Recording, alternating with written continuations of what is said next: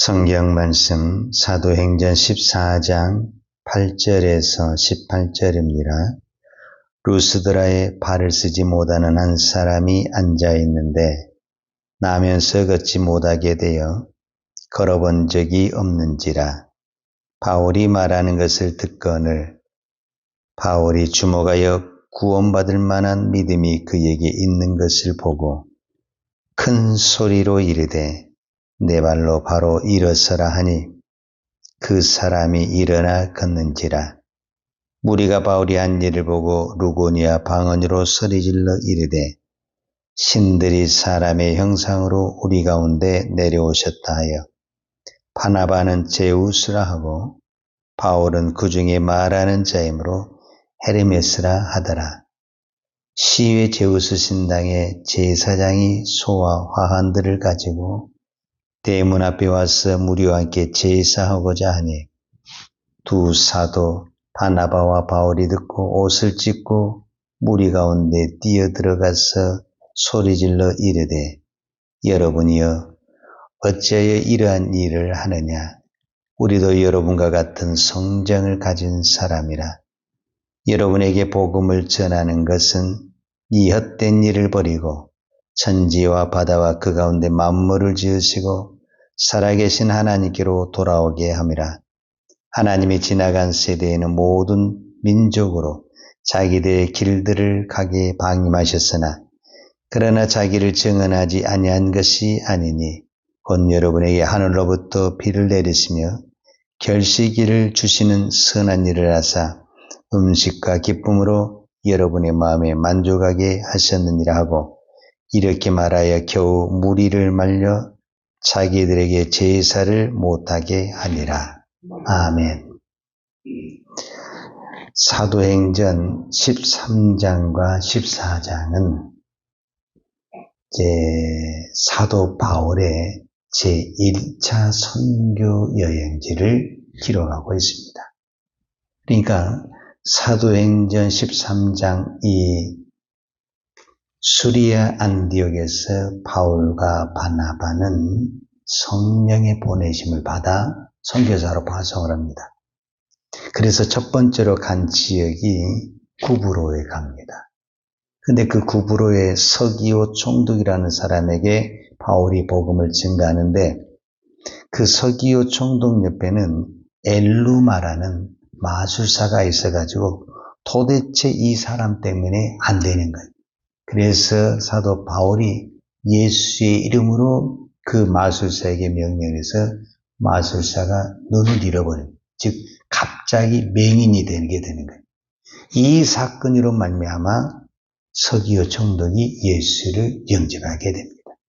그리고 이제 그들은 다시 이제 어디로 움직이게 되냐면 버가라는 곳에서 바보, 즉 밤빌리아 바보에 이르게 됩니다. 그런데 여기에서 무슨 현상이 일어나냐면 이 선교지에 지치고 힘든 것을 느낀 마가 요한이 예루살렘으로 되돌아가 버립니다.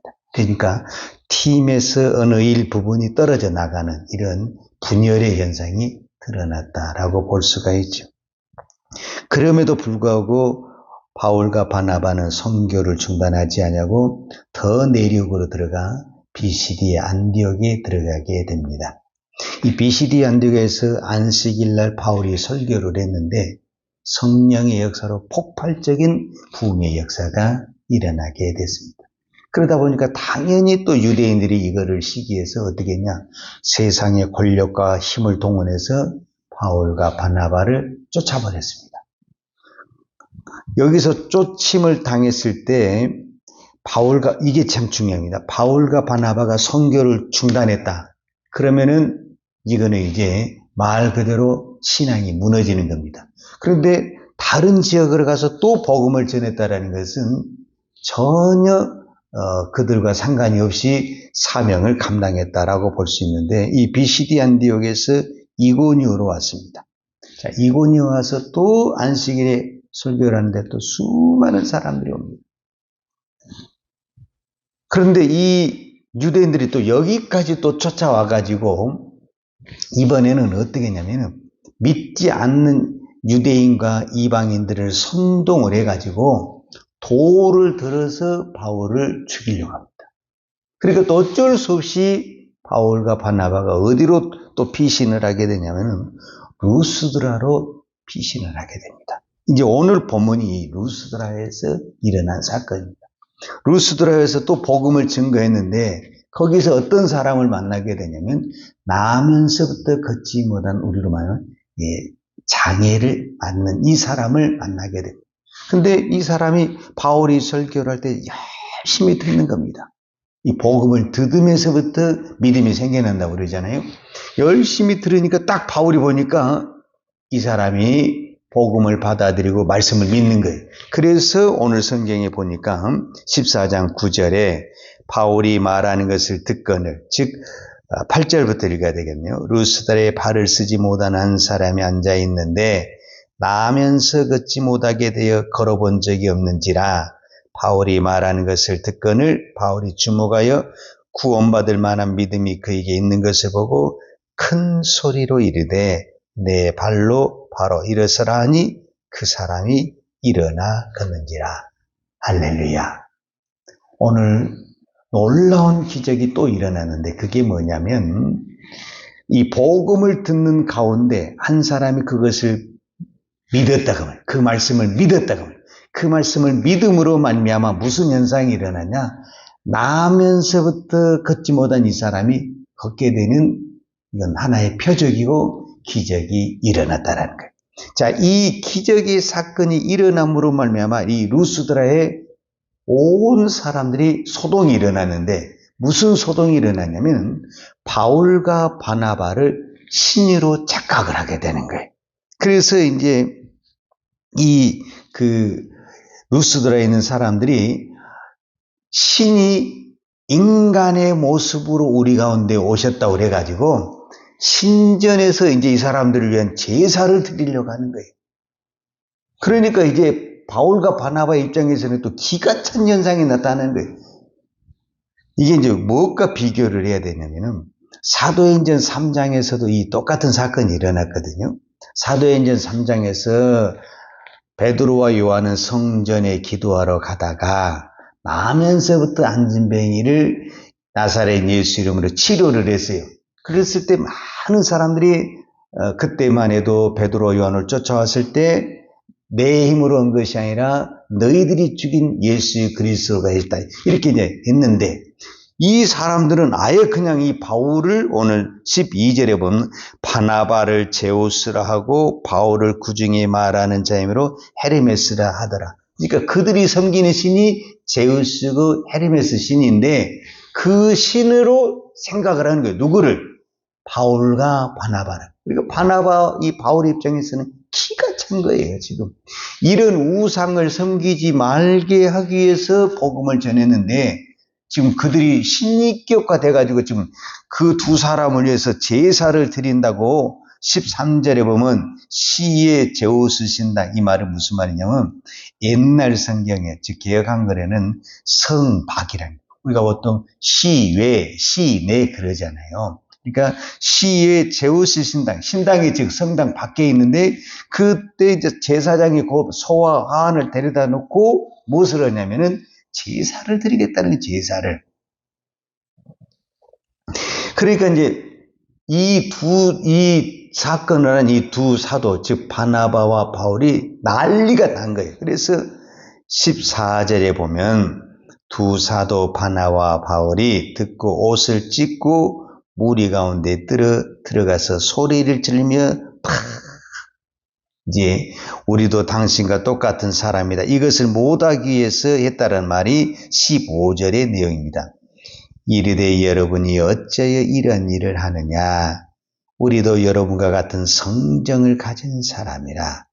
여러분에게 복음을 전하는 것은 이 헛된 일을 버리고 천지와 바다와 그 가운데 만물을 지으시고 살아계신 하나님께로 돌아오게 함이라. 그래서 이제 마지막에 18절에 이렇게 말하여 겨우 무리를 말려 자기들에게 제사를 못하게 하니라. 결국 이제 사도 바울과 바나바가 이 무리의 어떤 충동적인 그 신격 관련 것을 막았다. 이렇게 이제 성경이 마무리되고 있습니다. 오늘 루스드라에서 일어난 이 사건은 바나바와 바울이 예수의 이름으로 나면서부터 걷지 못한 이 사람을 걷게 하는 이 표적과 기사를 기록한 것이 아닙니다. 자, 14장 1절에 보면 이에 이고니온에서 두 사도가 함께 유대인의 회당에 들어가 말하니 유대와 헬라의 허다한 무리가 믿더라. 그 다음에 3절에 보면 두 사도가 오래 있어 주를 힘입어 담대히 말하니 주께서 그들의 손으로 표적과 기사를 행하게 하여 주사. 그러니까 이고니온에서도 분명히 뭔지는 모르지만 표적과 기사가 나타났어요. 근데 이고니온에서는 그 표적과 기사를 전혀 기록하지 않았어요. 병든 자가 일어났든지 귀신이 떠나갔든지 어떤 사람이 치료가 됐든지 표적과 기사가 나타났어요. 그런데 전혀 기록을 하지 않았어요. 그런데 루스드라에 와서 또 표적과 기사가 나타났는데 그 대표적인 것이 지금 나면서부터 걷지 못한 이 사람의 걷게 됐다. 성경은 이것을 기록한 것이 아니라 이 사건으로 말미암아 무슨 현상이 나타났냐면 바울과 바나바가 신격화됐다라는 거예요. 신격화. 이 신격화된 것을 바울과 바나바가 어떻게 막았는가? 이거를 기록을 하고 있는 것입니다. 즉 이 말은 무슨 말이냐면 지금 바울은 선교지 가는 곳곳마다 무슨 현상이 나타났냐면 핍박, 그 다음에 쫓아버림, 돌을 던져서 맞음. 실제적으로 이제 그 루스드라에서는 무슨 일이 있었냐면은 이제 다음 본문에 보면 나오겠지만 유대인들이 이방인들을 끌어들여가지고 정말 무식하게 이방인들을 끌어들여서 돌을 던져서 선동을 해가지고 바울에게 다 던집니다. 실제적으로 바울이 그 돌을 맞고 죽었어요. 요즘 말로 하자면 기절을 한 거예요. 그래서 성 밖에다가 죽은 사람처럼 갖다 버려버렸어요. 죽은 줄 알고. 그런데 바울이 거기서 일어나서 돌아오게 된 거예요. 자, 보십시다. 14장 19절에 보면 유대인들이 안디옥과 이고니온에 와서 무리를 충동하니 그들이 돌로 바울을 쳐서 죽은 줄로 알고 시외로 끌어내치니라. 제자들이 둘러섰을 때에 바울이 일어나 그 성에 들어갔다가 이튿날 바나바와 함께 더베로 가서 복음을 그 성에 전하였다. 그러니까 사람들은 다 죽은 줄 알고 던져버렸어요. 근데 제자들이 와서 어떻게 보고 있는데 바울이 아무렇지 않게 다시 일어난 거예요. 속된 말로 죽었다 살아난 거죠. 우리말로 표현하자면. 그러면 어떻게 됩니까? 이제 난 더 이상 복음 전하는 것은 어려울 것 같아. 이렇게 돼야 되잖아요. 근데 바울은 또 더베라는 지역에 가서 다시 복음을 증거하는 거예요. 이제 1차 선교 여행의 마지막 종점 지역이 더베거든요. 그 다음에 더베에서 이제 다시 어디로 오냐면은 루스드라, 니고니온, 비시디, 안디옥으로 돌아오면서 다시 믿었던 사람들을 격려하는 거예요. 자, 그게 21절입니다. 복음을 그 성에서 전하여 많은 사람을 제자로 삼고 루스드라와 이고니온, 안디옥. 이제 다시 반복해서 내려온 거잖아요. 원래는 이고니온, 루스드라, 더베로 갔다가 다시 더베에서 루스드라, 이고니온, 안디옥으로 오면서 그 복음을 들었던 사람들에게 다시 이제 그 마음의 격려를 하는데 어떻게 격려를 했냐면은 22절에 제자들의 마음을 굳게 하여 이 믿음에 머물러 있으라 권하고 또 우리가 하나님의 나라에 들어가려면 많은 환난을 겪어야 할 것이라 이렇게 말씀을 하는 거예요. 이거는 사도 바울에게 있어서나 그 시대에 믿는 사람은 예수를 믿게 하는 것은 우리의 힘이 아닙니다. 내가 예수를 믿는다는 것 우리의 힘이 아닙니다. 우리는 복을 준다고 해도 한번 믿어볼까 말까 생각하는데 지금 예수를 믿으면 하나님의 나라 들어가 많은 환난을 겪게 된다. 두 번 다시 듣고 싶지 않겠죠. 그런데도 사람들이 믿었다. 이건 기적이죠. 이거는 안진뱅이가 일어나는 것보다 더 큰 기적이죠, 사실은. 그런데 제가 이 안진뱅이 사건을 보면서 깨달은 게 뭐냐면 이 시대의 가장 큰 위험이 뭐냐면은 핍박이 위험이 아니라는 거예요. 핍박이. 지금 사도 바울에게 있어서 가는 곳곳마다 핍박이 있었는데 이 루스드라에서만 유일하게 무슨 사건이냐면 이 안진뱅이를 일으키는 사건 때문에 신격화되는 이런 그 현상이 나타나는데 이게 무엇보다 위험하냐? 핍박보다 위험하다라는 거예요. 그래서 이 사건을 기록을 합니다. 오늘 이 시대에 가장 위험한 게 뭐냐면 성공이 위험하다 그 말입니다. 내가 핍박을 했을 때는 핍박을 당할 때는 엎드리고 하나님 앞에 매달리게 되는데 내가 다른 사람들에게 인정을 받고 존경을 받을 때는 엎드리는 것이 아니라 오히려 복음을 증거하기보다는 자기를 증거할 수 있는 그런 위험에 빠질 수 있는 것이 훨씬 더 많다는 거예요. 그래서 이 사건을 통해서 바울이 옷을 찍으면서까지 그 제사를 막았다는 것은 무슨 의도로 했냐면은 이거는 핍박보다 더 여러분 바울이 핍박을 받을 때 옷을 찢으면서 그러던가요? 맞으면 때리면 때린 대로 돌을 던지면 던진 대로 쫓으면 다 당했어요. 그들에게 대항하지 않았어요. 근데 유일하게 대항한 게 뭐냐면은 나를 신격화할 때 나를 우상화시킬 때 바울은 옷을 찢어가면서 그것을 막았다라는 거예요. 여러분 다른 사람들이 나를 북직해 세울 때 내 옷을 찢어가면서 이렇게 막는다는 게 쉬운 일이 아닙니다. 사실은. 이게 위험한 거라요. 이게 위험한 거예요. 핍박보다 더 위험한 거 이거예요. 이거에 딱 병들어 버리면 뭐가 사라져 버리냐? 복음의 능력이 떨어져 버립니다. 사도 바울이 가는 곳곳마다 복음의 능력이 나타났다는 것은 나를 죽이고 오직 예수만 높였기 때문에 복음의 능력이 가는 곳마다 나타난 거예요. 우리가 드러났다. 바울이 드러났다. 바울이 여기서 그대로 막지 않고 드러냈다. 그러면 바울은 높아질지는 모르지만은 복음의 능력은 끊어지게 되는 것입니다. 이 시대에 복음의 능력이 사라지는 것은 복음 자체에 문제가 있는 것이 아니라 우리가 복음 위에 있는 것이 문제라는 것을 볼 수가 있습니다. 오늘도 우리가 이 새벽에 기도할 때 이 시대에 가장 무서운 것이 나를 우상화시키는 것이 제일 무서운 점이다. 나를 죽일 때 복음의 능력이 나타날 줄로 믿습니다. 그래서 오늘 또 저와 여러분은 다른 기도할 필요 없어요. 내가 날마다 죽는 겁니다. 그러면 주님이 높이시고 주님이 일하실 줄로 믿습니다. 기도하십시다. 하나님 아버지 감사합니다.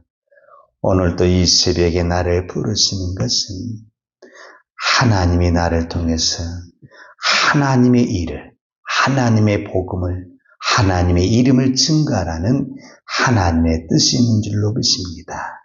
우리를 사용하신 것을 감사하고 행여나 이 사용한 것 때문에 우리가 드러나지 않게 하시고 우리가 영광을 받지 않게 하시고 우리가 높임을 받지 않게 하시고 오직 예수, 오직 복음만 증거되게 하시고 예수만 높임을 받을 수 있도록 주여 우리의 입술을, 우리의 손발을 묶어주시고 주의 도구로만 사용하여 주시옵소서. 예수님의 이름으로 기도하였습니다. 아멘.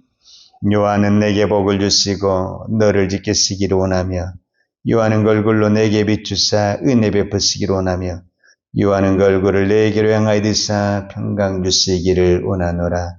이제는 나 같은 죄인을 구원하게 하여 이 땅에 내려오신 우리 주 예수 그리스도의 은혜와 독생자를 보내주신 아버지 하나님의 무한하신 사랑과 성령님의 충만한 은혜가 오늘도 오직 내가 죽고 예수로 살기를 원하는 주의 종들 머리머리 예와 이 나라의 민족과 한국 교회에 온 열방에 이 생명의 복음을 증거하는 선교사님들 위에와 사랑하는 주의 자녀들 머리 위에 이제로부터 영원토록 함께 있을지어다. 아멘.